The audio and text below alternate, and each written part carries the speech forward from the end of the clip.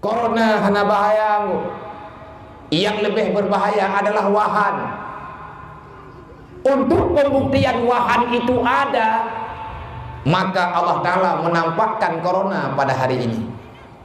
Yang ditakuti oleh Rasulullah kan corona. Yang berita dalam hadis Rasulullah adalah wahan. Baju-baju tahu menang kampung awak Cina. Ni Cina kan wahan, Wuhan. Awak Yuhan. Tahu-tahu. Mungkin penyakitnya dari Cina itu begitu. Putra wahannya terlalu mencintai dunia sehingga melupakan kematian. Terlalu mementingkan dunia sehingga kita abaikan yang namanya hari pembalasan.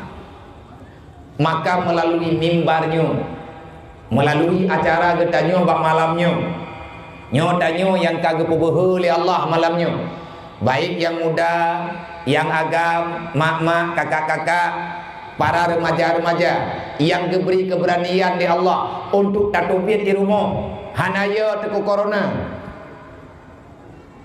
Semoga getanyonyo mendapatkan pelajaran pribadi, tahu di tino andre yang pertama lut, yang kedua kepada masyarakat kaum muslimin dan muslimat yang di sini, kepada mantum para pemuda, para panitia, coba kita melihat dengan kacamata agama semampu kita, dengan kacamata iman, dengan kacamata syariat, semudah yang bisa kita pahami apa yang sebenarnya yang sedang terjadi dengan kehidupan kita, bagaimana kita menghadapi menurut agama, dan kenapa ini mesti terjadi padahal semua kita tidak menginginkan kejadian yang lainnya.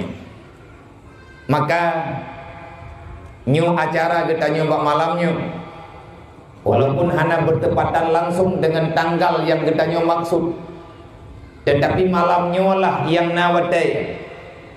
Kalian tak petiblah tanggai, kalian tak kalah yang merempak. Artinya yang nawadai neputumai kita lu ngendron li Allah dalam turunnya nyu ke bak malamnya. Walaupun pribadi-pribadi kita nahai masing-masing, dan bahkan lun bunuh secara pribadi lun kena ingin pegah ba urung drone acara malamnya tatunda iletiat kan karena corona.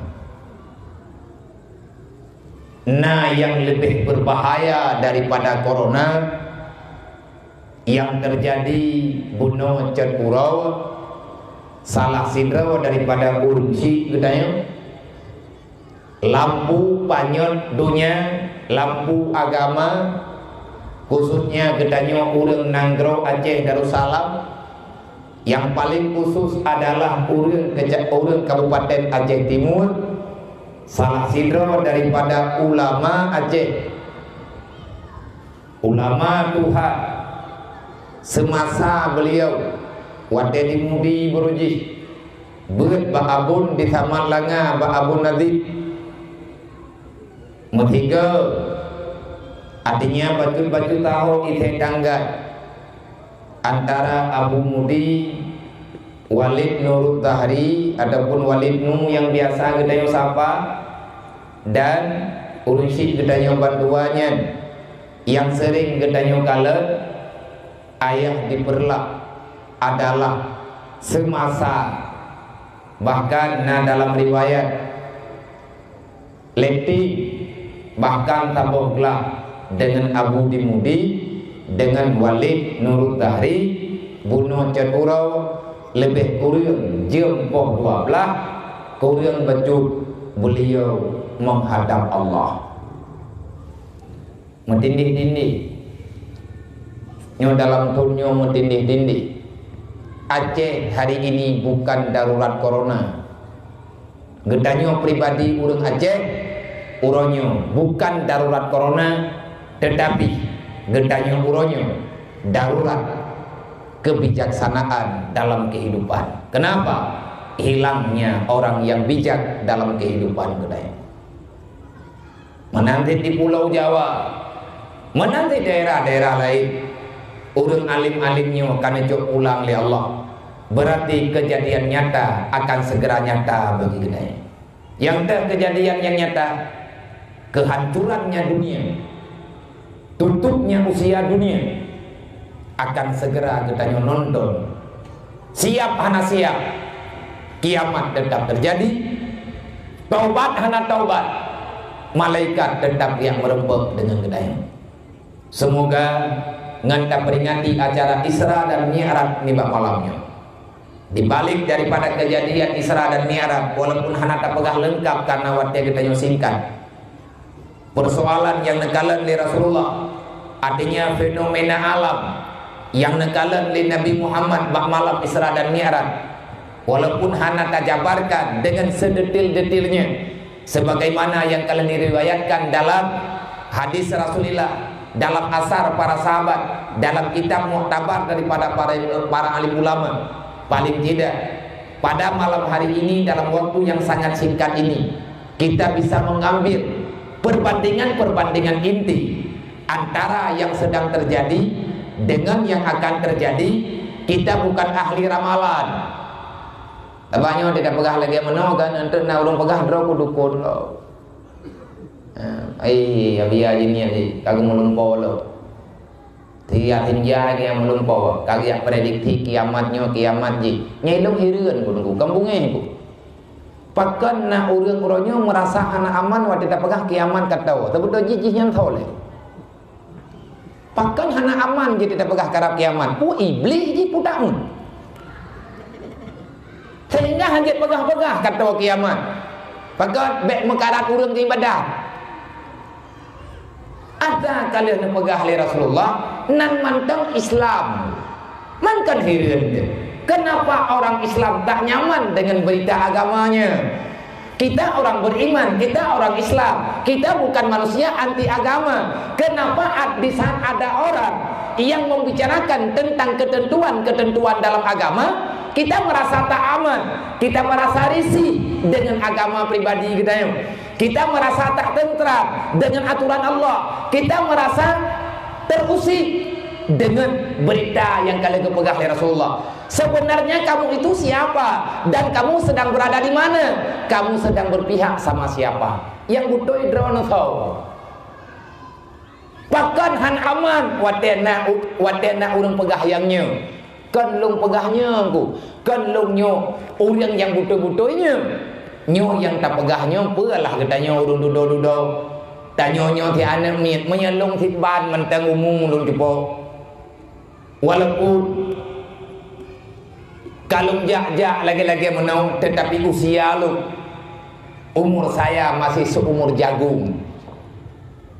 Menyatakan di jagung nunggu golong patuan. En ukuran umur lu. Kan lu pemuda-muda ro, memang duknan baru umum. Tetapi katanya na tayak dengar haba gure-gure katanya. Yang namanya agama, yang namanya Islam, nasihat, ad-dinu nasihat. Islam saling membicarakan, saling mengingati. Nabi ini baga balagul anni walau ayat, sampaikan tentang perkara syariat walaupun sedikit apa yang kamu tahu, jangan engkau sembunyikan. Kenapa? Sifat yang nabak Nabi Muhammad di antara sifat wajib yang nabak Rasul adalah tabligh. Apa itu tabligh? Menyampaikan. Sehingga Nabi ini pegang, dan bahkan Allah Ta'ala ini pegang dalam Al-Quran. Hai Muhammad, antal balagh. Kamu itu tugasmu menyampaikan apa yang aku perintahkan, maka sampaikan kepada umat-umatmu. Antal balagh. Balaghul mubin. Engkau adalah rasul yang menyampaikan kebenaran. Getanya umat Nabi Muhammad, maka wajib getanya tasedar jejak yang nabak Rasulullah. Laqad kana lakum fi Rasulillah uswatun hasanah. Pula katanya siddiq, tabligh, amanah, fatanah yang nabak Rasulullah. Dengan put macamnya Nabi neba amar ma'ruf nahi mungkar. Yang amar ma'ruf nahi mungkar adalah di dalamnya terkandung aturan-aturan Allah. Yang aturan Allah Ta'ala ada dua macam, na basyirau wa nadhira. Ada baik, ada yang tak baik. Maka katanya umat Nabi Muhammad semampu katanya. Artinya jangan berhenti di situ, teruslah berjalan.